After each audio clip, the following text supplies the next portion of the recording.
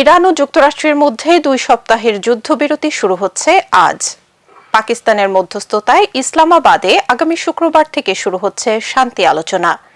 ইরানের দেয়া 10টি প্রস্তাবের সব কয়টি মেনে নিয়েছে যুক্তরাষ্ট্র, তবে একটি শর্ত মানতে নারাজ ইসরায়েল।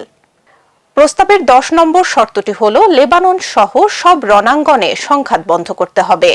ইরানের মিত্র সশস্ত্র দল হুতি ও হিজবুল্লাহকে লক্ষ্য করে চালানো হামলা বন্ধ করতে হবে। এই শর্তটি মানতে রাজি নয় ইসরায়েল। দেশটির প্রধানমন্ত্রীর কার্যালয় থেকে জানানো হয়, ইরানের বিরুদ্ধে সাময়িকভাবে হামলা স্থগিত করার সিদ্ধান্তকে সমর্থন করছে তেল আবিব। তবে এই 2 সপ্তাহের যুদ্ধবিরতি লেবাননের ক্ষেত্রে প্রযোজ্য হবে না, অর্থাৎ ইসরায়েল সেখানে অভিযান চালাতে পারে। সামাজিক যোগাযোগ মাধ্যমে পোস্ট দিয়ে দেশটির প্রধানমন্ত্রী নেতানিয়াহু বলেন, যুদ্ধবিরতিতে ডোনাল্ড ট্রাম্পের উদ্যোগকে তারা সমর্থন করছে।